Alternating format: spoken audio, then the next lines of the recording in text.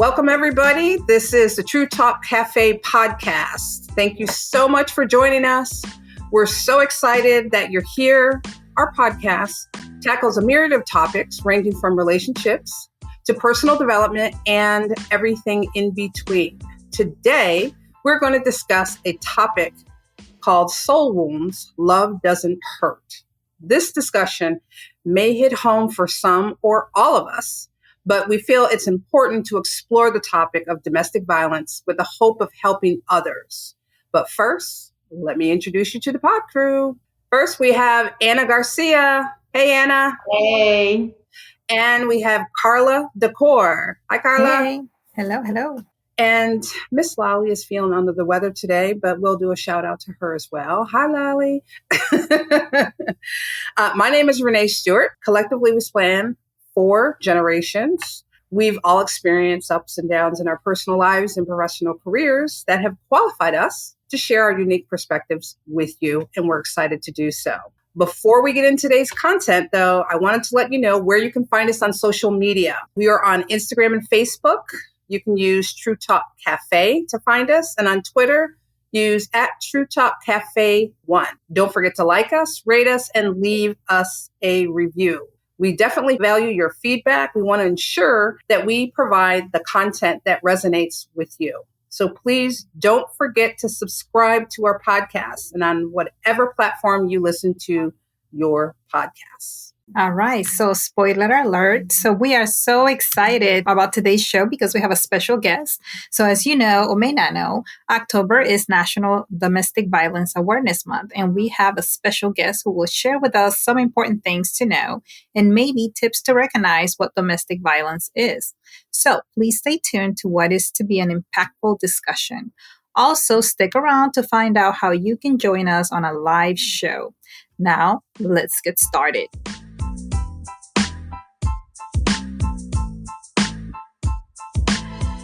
Hello, everyone. Ana Garcia here. Today, we're going to be talking about domestic violence. But what is domestic violence? Sometimes it is often confused with just, partner-to-partner abuse, physical abuse. However, domestic violence is much more than that. It does affect marriages often, or just any type of cohabitation.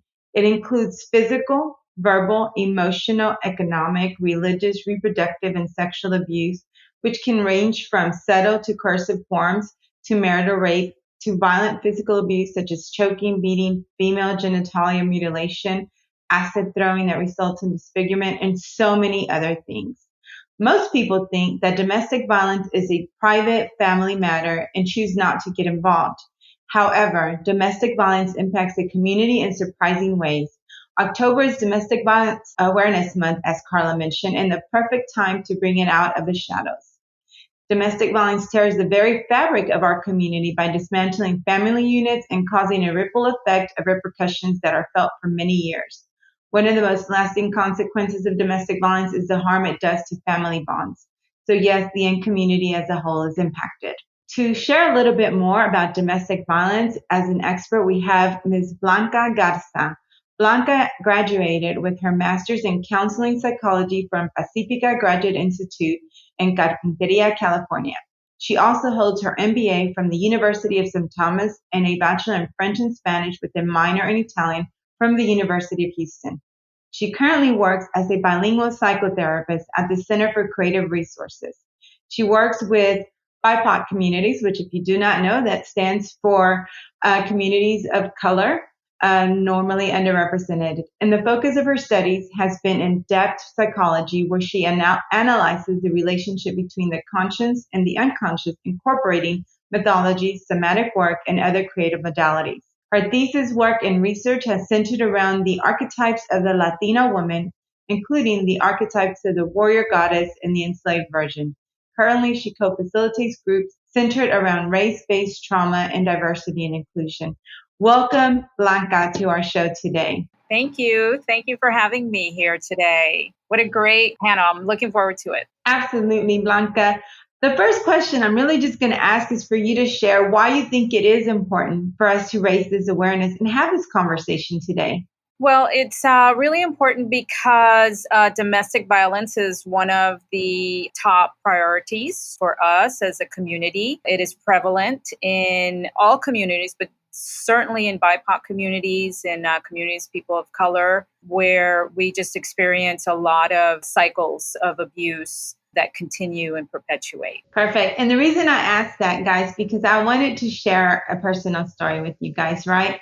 Sexual abuse, physical abuse, mental abuse doesn't necessarily have to be an ongoing cycle. Sometimes it happens once in your life. And even though it's difficult, you try to tear yourself away from that. I like to share a story. When I was 17 years old, I had a boyfriend that one day asked me, hey, can you come give me a ride? I'm stuck over here. And I said, sure, why not? I went to pick him up, and all of a sudden he started attacking me, telling me, I know what you were doing. I know what you were doing. I was like, what was I doing, dude? I came to pick you up, right? So what exactly am I doing? And it became very violent, very accusatory. And it started off like, a mind play. Like, I know what you were doing. Well, what the heck was I doing? And it became very abusive. I want to say I left that place beaten, bleeding, and hurt. I was in a place where I couldn't get out of. He actually, I'll give you a little bit of background. The guy had never done this to me before. He had never showed any of these signs. So sometimes it is a very silent, person. They do this. They probably have done this for years and you just never know it. They seem like a normal, Anna, Carla, Renee, and Blanca, right? But they're not. And he was perfectly normal. But that day I remember he just went crazy. I had no idea what was going on. After accusing me, I thought he was joking, so I laughed it off for a little bit, and then he just started attacking me. And when I say attacking me, I had never been hit by a girl like that, much less a guy. So it took me off guard. I did defend myself. I fought him off. And unfortunately, at 110 pounds at the time, I was not very strong for a 200 plus guy. And I was not able to win. The worst part was he left me in an upstairs garage apartment that had a retractable ladder, which he took with him when he left me up there. And I did not know what to do, right? Where do I go? I couldn't jump out a window. Believe me, I thought about it several times. And he took the phone out of the apartment. He left me with nothing there. And back in those days, guys, we didn't just walk around with cell phones like everybody does today.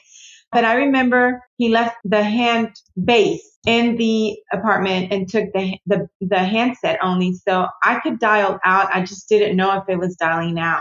So I remember holding that hang up button down, just counting to 10, dialing 911, hoping the call went through, hanging it up again, doing it again. And finally somebody said 911 is on their way. And I felt relieved. However, what he did was remove me from that apartment and put me in his next door neighbor's house with 2 Rottweilers at the door.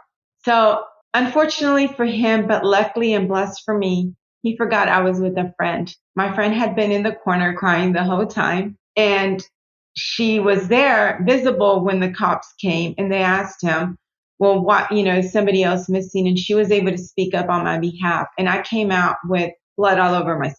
Cops had the nerve to ask, do you want to press charges? Well, yes, officer, I do, as a matter of fact. He did get arrested, but get this, he stalked me for months. He would call me collect from jail. It was not a pretty sight. He did that until the day he actually was killed. Apparently, he had made a complete 180 of his life and just was doing drugs at this point, which I did not know. And that's what had led him to be this violent behavior person. It was very, hard for me to deal with, but I didn't tell people because it was embarrassing. I put myself in that situation, but I have empowered myself. It's something that if you talk about, it happens more. There was also an instance a year later where I was actually taken advantage of. We'll just use that wording for today's purpose. That was a different person. And I said, well, I'm never going to live this life again. I don't want this. I've seen it. I've witnessed this as a child with other women. It's a cycle that I don't wish to be in. And I had to just take it. And it was very hard because I had a restraining order against these people.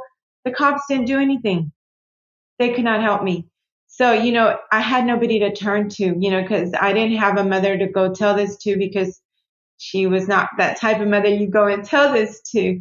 And it was very difficult. And I didn't even tell my friends. I was ashamed. As a matter of fact, I didn't share that with my mom. She knew about the first guy, the abusive one, but she didn't know about the one that took advantage of me until maybe 3 years ago.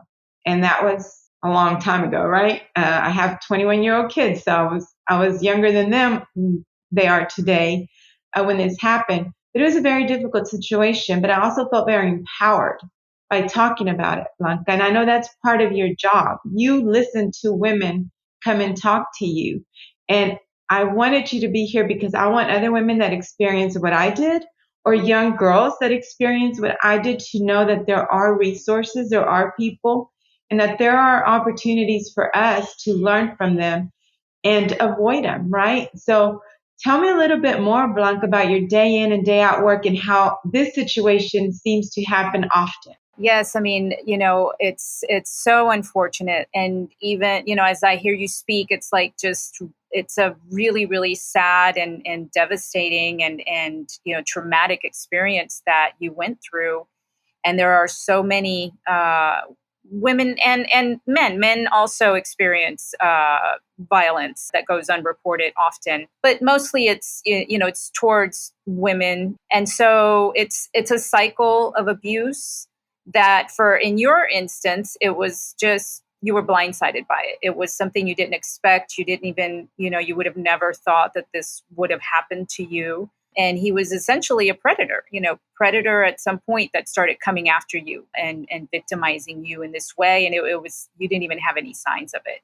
And so you found yourself, I mean, luckily, like you said, you were in these, that certain things happened, and you had the wherewithal enough to try and help yourself, and your friend was there. And so it's, a lot of times it's these cycles of abuse where there's a tension that builds, incidents happen, and then there's maybe a reconciliation. In your case, it wasn't that exactly that way, but it's, it continues to cycle in in many instances where reporting doesn't happen. For you, you reported right away.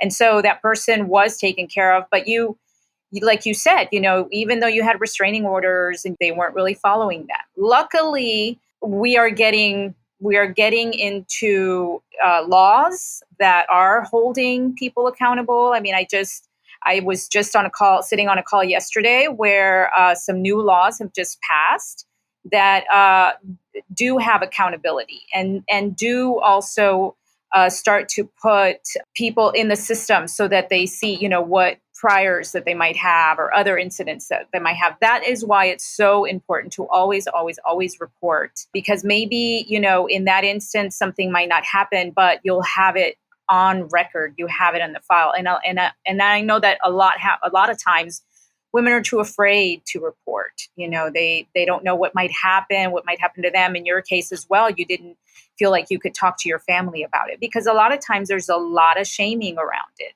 It's like, what were you doing? What were you wearing? What were you, where were you? You shouldn't have been in that place. Or so a lot of the blame falls on women, which is, another thing that we need to start changing. And the way we start changing that is, by supporting each other, by maybe thinking about creating like a, who is in your tribe, who is make a list. Who might you call if something happens to you, whether it's, in domestic violence, or whether it's, just when you're out on the road, maybe you get stuck on the road with your car or something, but who is on that list? And maybe you're going to say, well, I don't have anyone, like I don't have friends. A lot of times, partly what happens in domestic violence is the isolation. The partner starts to isolate the victim from their family, from their friends. They stop going over, they stop calling them, so there's this gradual thing that eventually turns into like you have no one around you. So it's important to always try to keep, those avenues open for yourself, the communication open with friends, with family. It's some of the things that you think about or that you might think about in an abusive relationship are, is this person controlling? Are they toxic? Are they calling all the time? Are they really jealous for nothing, for what seems to be nothing? Is there sexual obligation? Like, are they obligating you when you don't want to? Is it forced? Is there alcoholism? Is there drug abuse? So these are all things to kind of look at that could be red flags into, things that might happen. And sometimes we normalize these things like, oh, it's just a party. Oh, it's just a drink. Oh, it was just one time. And, one time will turn into another time and another time if those things don't get checked. Right. Thank you. I have I read somewhere that 1 in 5 women are victims of physical violence, but 1 in 7 men are also victim of physical violence. And you mentioned that, it's not a woman only problem. It's everybody, right? Everybody gets impacted.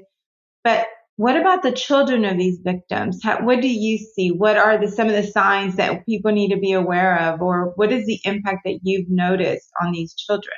Right. I mean, sometimes, for the children, maybe they're withdrawn or too withdrawn, extra shy in the classroom, or maybe, come to school or don't come to school, or come to school late, or look maybe depressed, and the other end of that, the other side of that could be bullies.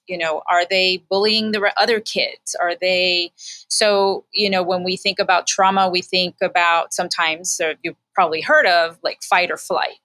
So either are you going to fight about this? Are you going to fight under stress, under duress, or are you going to completely withdraw and dissociate maybe from situations? So that's, something to kind of look at. But, and a lot of times people stay in relationships and they stay just to keep the family together. It's like, well, that's the best for the children, and we can't separate. And, but is it the best for the children? Is it the best situation for them to grow up and maybe even repeat those patterns in their lives in the future, whether it's as victims or perpetrators?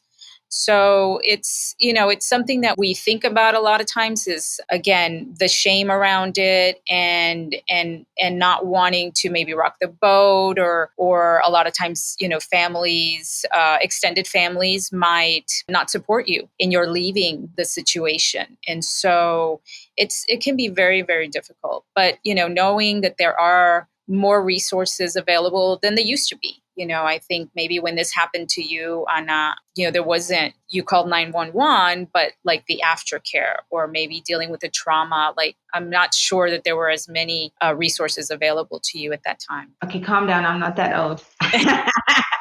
No, but you're right. And that has definitely changed. And I do love that.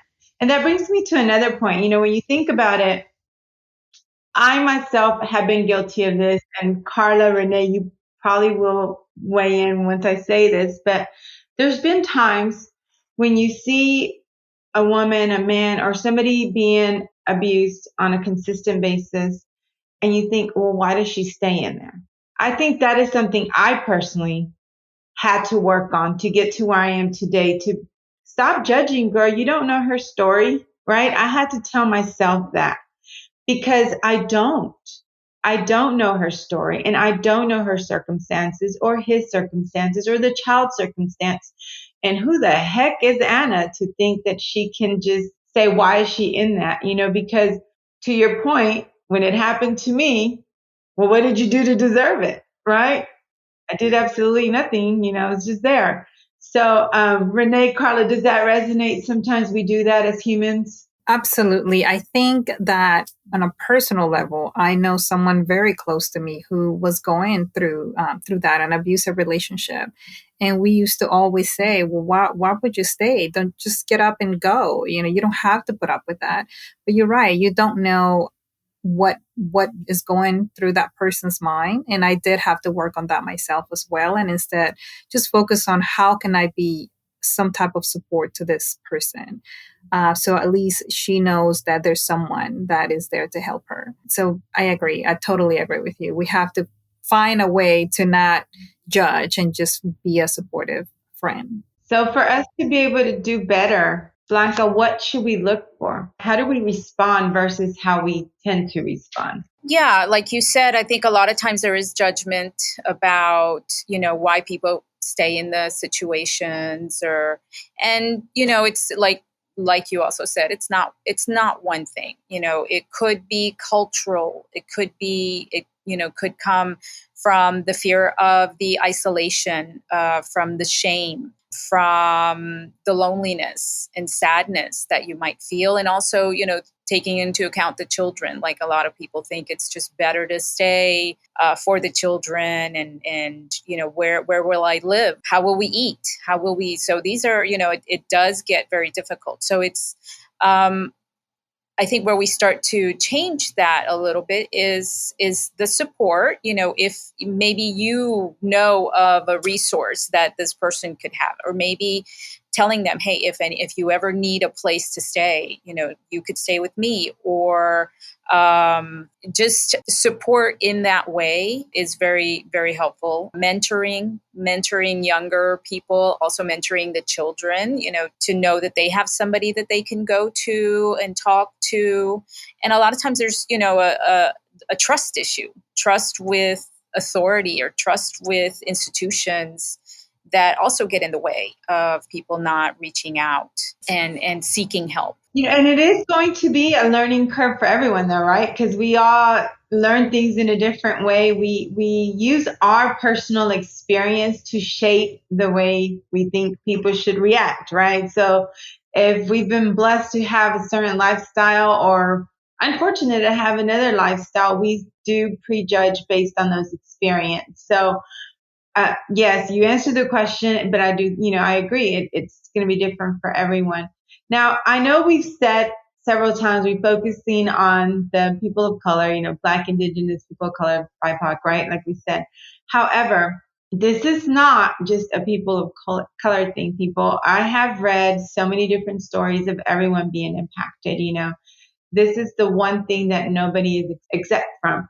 I've also read that a lot of parents, predominantly white parents, who have been raised in an environment with money, can hide these things a little bit more easily, right? Like, oh, well, they look like the perfect, family. They're not dealing with this. But how can we take some of these experiences and notice key signs to know whether we are involved in an abusive or one that could become an abusive relationship, regardless of where we sit, where we look like from the outside? What are some of the things I, as an individual with my husband, could look like? Although, guys, 25 years later, I'm pretty sure he's not that guy.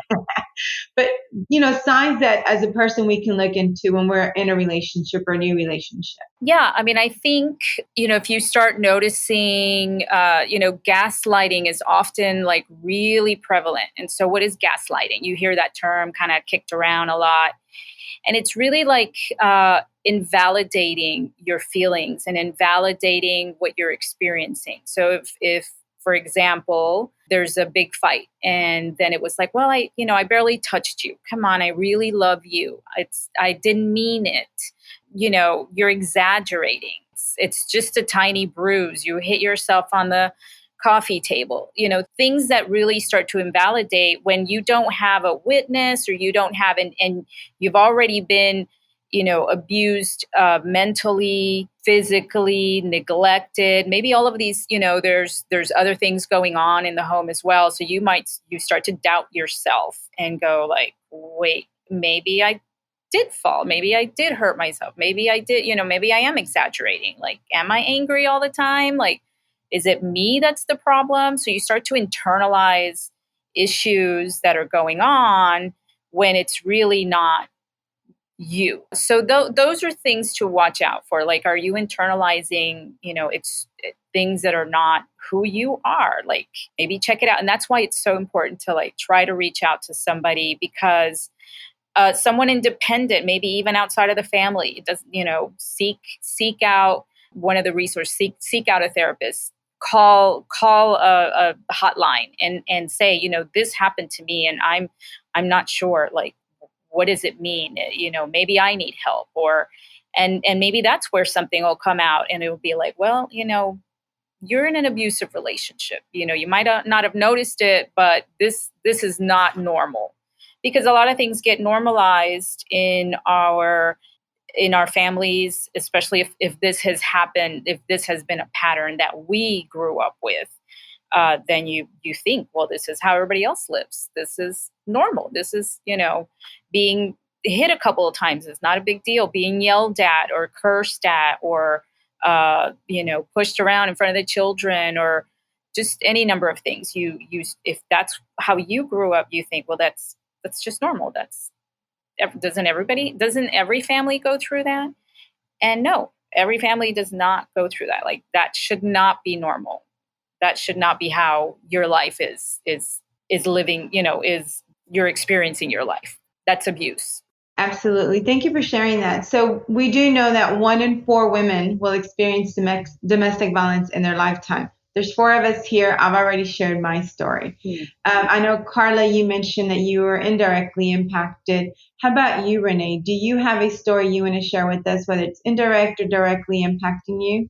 Yeah, I'm going to take a different perspective as the employer when you have that situation. And I've had to help at least three women in the workplace. And basically, looking for signs, and even for our management team, you're getting absenteeism. These people that typically are not withdrawn, they're kind of drawn within themselves. Their personalities are changing. They're especially, one was a manager and it was happening, but they're coming in and you're noticing marks on them, and they're making excuses. So typically when it's brought to my attention, I'll just speak with them and just ask them if they're okay. And you have to make them feel comfortable, and just say, we've kind of noticed some changes in you and in your behavior. And for me, they opened right up. They really did. And I think it's because we had already built a trust because they had been with the company for a bit. So they knew me and they knew they could trust me. And they would let me know what was going on and just trying to get them help. I didn't say, well, you got to leave them. That's the worst thing you can do. You just kind of say, where are you? Have you spoken to your family about this? Or, some might have, some might have not. Again, they'll say the shame of it. They don't dare tell their, family for fear of other violence happening. One girl in particular, her situation, she had gotten away from the guy. And then he was calling her at work. And she actually even moved. And somehow he got her number, and through a friend or something that didn't really know what was going on. And so started harassing her again. And I guess he asked her to meet up at his mom's house. So she thought she was safe. And she didn't go inside. He got in the car and the kind of argument ensued. And then he started bashing her head on the steering wheel. So, what she did, she laid on the horn, and then he got spooked and the mom came out, his mom. However, his mom defended him, even though she had, was just bloody all over, because, the face and the head bleeds really, really easily. And they did get her an ambulance, but at that time, she ended up leaving there. But the after effects of it, though, is the worst, because then she got to a point where she felt like, I don't know, something happened with her where she ran out on the freeway and was trying to take care of it that way. But this was a good thing for her, because then she was able to get the help that she needed. And she ended up leaving our company. But 3 years later, she's still friends with a couple of the people that work there. 3 years later, she came back. And she came to my office and she's like, Renee, I just want to thank you for helping me at that time. She's like, I went through a lot. You didn't shame me. You just helped me. And I so needed that. And she goes, I'm in a better place.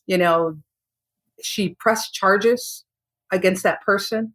And they actually stuck, which was really good. And she's like, I'm in such a better, place. I'm working at one of our competitors. She's working there and she's doing great. So it was just so nice. She's like, I was, having lunch with this person, but I had to stop into your office and let you know how much I really appreciated what you did for me. And you've got to have that for employers. You have Right. to. Yes. And that's a perfect example of how, we can support each other. And, you're seeing this, you're witnessing the changes coming on. You're witnessing how how her personality had changed, how there was some bruises, how, you knew that there was something going on and you didn't ignore it. You gave her that support that she needed, that was enough in the end, to actually, even though it took her a while to, get to where she is today, or where she, but that first step, you going to her and talking to her about it, it's probably, made her feel like, wow, someone sees me, someone is listening, someone is looking, someone is, can help me. And that makes all the difference in the world. So that's amazing. Also, as like you said, in the workplace, and it goes across the board, like Gana said, there's not an age range. There isn't culturally, like one culture or another. I mean, it is, and it's not also just because of if you're in a certain income bracket. But so yeah, it's important just to kind of watch and see and help each other and support each other in those ways whenever we can. If I can add something briefly too, I had a similar situation with an employee that I care for very dearly. And one day she called and she showed me a photo, and she had a black eye, and she's like, oh, this happened to me pretty much. And I think sometimes they're just looking for affirmation that a big decision that they're trying to make is a correct one. So I like Renee, I just listen and I share, what do you want to do? How can I help you? And, at that time she decided to just move away. And I reassure her that is a great option. I think you should do it. And she did it, but I think sometimes they know what needs to be done, but they need someone to kind of reassure them that Right. that is the right step. Yeah. The other thing I'd like to add with that, which I think is crucial, and I believe, Blanca, you had said something about this, is pressing charges. Yeah. And they're so afraid to, face them again, right? But how I explained it was, you have to empower yourself. I go, take your power back. I said, because they made you feel like you were powerless, but you have to face them and take your power back. Right. And that's what that person did. Right. Yeah. Report. That is so important. And yes, there's a lot of fear around, because a lot of times that person is stalking or is calling or is, doing things, but it's like, report that as well. Continue to report. And so there is a paper trail, which also becomes very important if you are married to this person and you go into divorce proceedings, and it's like, well, you never report it, then what? We don't know, they will not know. They need that paper trail for their files, for your children's benefit, for yourself. So, always report, which is not easy, but yeah, finding your voice and like, a couple of examples that you guys have given is like, these people, someone came to you, or maybe you reached out to them, and it didn't take that much for them to feel like, wow, I'm supported by someone, like someone is telling me or validating. So that's also, very important to have. Great advice, ladies. And you just made me remember something. Just this past weekend, I was at my mother's house, and she told me about my brother's classmate. My brother's a couple years younger than me, and his classmate was being abused to the point where the police officer husband would come home, tell the kids, go to the room, I'm about to beat your mom. He beat her black and blue. Luckily, he was arrested because she ended up in the hospital near death. And she had no family. He used that against her, saying, you don't have anyone to talk to. And, my mom did ask her, well, how come you never called us? How come you never said anything? But it's very hard. It goes back to that shaming and everything. And, but just knowing somebody's there to support you. Don't wait. Don't wait until it's too late. Don't leave your children in a vicious cycle that that can come back to them once you're gone. And I know it's a lot easier said than done, but there is help for everyone, and everyone out there can also help. So on that point, I'm going to ask you one final question, Blanca. On a typical day, there are more than 20,000 phone calls placed to domestic violence hotlines nationwide. How has your organization, and do feel free to share the name of your organization, helped those callers and individuals that you talk to on a regular basis? Well, I am with the Center for Creative Resources, and I'm going to share their number as well in case anyone needs to call. It's 713-461-7599, and they provide counseling on a scale. So it just like depends on your income or low income. They see all kinds of clients. So it's a great resource. It's been around for like 30 years. It's in the Montrose area. They do in-person and virtual. So they're a great resource to reach out. But there are, like you said, there's the domestic violence hotline that they get so many calls. And in Harris County, we also have, as another resource, is the Harris County Domestic Violence Coordinating Council. And so they're working towards, like the name says, like coordinating, and they want to hold perpetrators accountable. And so they help victims find resources. And their number is 281-400-3680.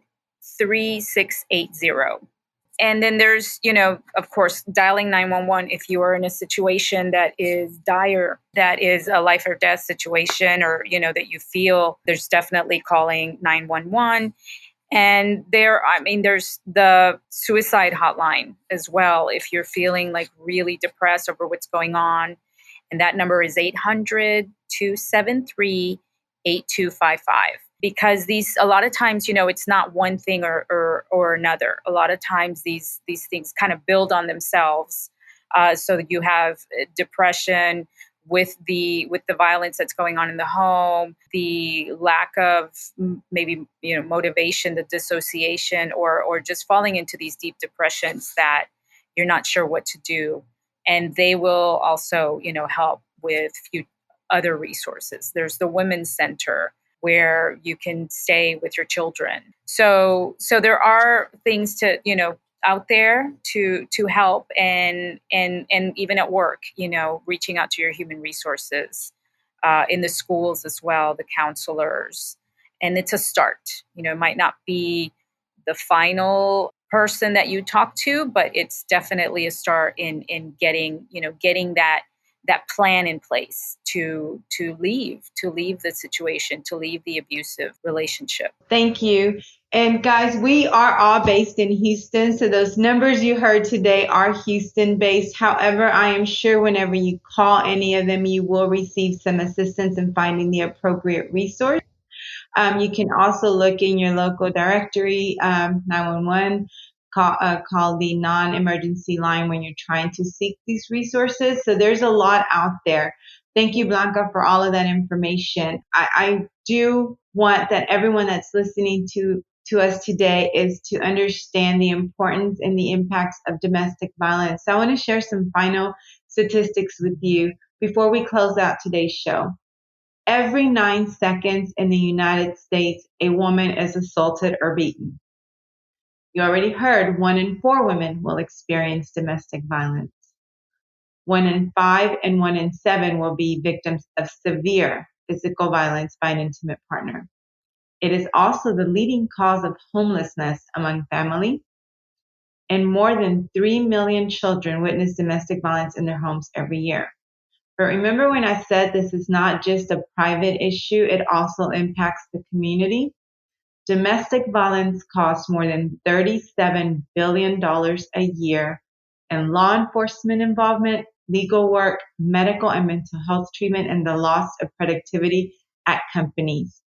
And I am so glad, Renee, brought that subject up because it does impact all of us. But be mindful, domestic victimization is correlated with a higher rate of depression and suicide behavior. So be an ally to these men and women, children that might be enduring some of this abuse. Be mindful of your reaction and approach to them, and know the resources available so that you can help a friend before you judge a friend. Carla, take it away. Thank you. Thank you so much. That was truly an impactful and informative episode. So thank you again, Blanca, for just spending a little time with us, sharing some great information that I hope many can use and bring forward to other friends. So many of us think that we know what domestic violence is, but sometimes we just don't know. So now we do know. We know the signs, we know what to look for, whether it is in our relationship or someone that we know, someone that we work with. So be alert and know the signs. Let's stay safe, love ourselves, and protect each other. Thank you so much. And remember that October is National Domestic Violence Awareness Month. If you want to make a difference and help those who may be in an abusive relationship, know the signs, share the signs, and maybe help a local women's shelter. I know I do this every year. I call them and I ask them how many kids they have, what are their ages, and I bring them gifts during Christmas. There's a lot of women there with their children, and many of them have more than 4. So if you want to help, that is a great way to help. They're always in need of donations and volunteers. They have wish lists that you can look through and bring whatever you can. Don't forget that you can always also call the hotline. You can go to the hotline.org, whatever you are, and they have different resources there. Or you can call 1-800-799-SAFE or 7233 if you want to speak with someone about domestic violence. So let's stay safe. So you can also follow our expert on Therapy Houston on Facebook, or on Instagram is the Center for Creative Resources. So certainly follow them, and I'm sure they have other resources that they can share with you if you are in the Houston area. So as promised, here's how to join us as an audience member on our next show episode. We hope that you're just as excited as we are. Simply go to our True Talk Cafe Facebook page and send us your request to attend episode 4 as an audience member. Be sure to use hashtag TTCEP4, and we will respond to your request with our podcast website link, and where you'll need to just enter your preferred email address for us to send the audience link to. So just remember to go to our Facebook page. We'll also send all audience members a reminder the day before the show is going to record. So if you want to join us, go there, register, and we'll send you the link. It's going to be so much fun to have us join us live. So hopefully we can do that next time. So as always, we welcome your feedback. So please let us know your thoughts about today's show. Leave a comment or review. We will respond to all comments. So be nice. We love to hear your thoughts regarding domestic violence. Share some of your stories, maybe not personal, but indirectly. And maybe tips that you can share with others. Please do not forget to like and rate the episode. We appreciate you tuning into our podcast, and we hope that you join the TTC Crew Facebook page. Again, you can find us on Instagram and Facebook using @True Talk Cafe. Please use the hashtag TTC Talks or True Talk Tuesdays. Recommendations for discussions and topics are always welcome. So we want to ensure that we are providing content that is in some way valuable to you. So don't forget to hit the subscribe button. So thanks for listening, and we hope that you join us on our next podcast episode. We will be doing a follow-up on this episode about domestic violence. So you might have seen this in our story news, but we thought it was a very relevant topic in which we can call A Beautiful Soul, the Gabby Petito story. That will be our next episode. So we're hoping that you can join us so we can talk a little bit more about that trending topic. This conversation is going to be engaging, and hopefully will help someone that finds themselves in the same situation to seek help. So talk soon. See you next time. Bye. Bye, everybody. Bye.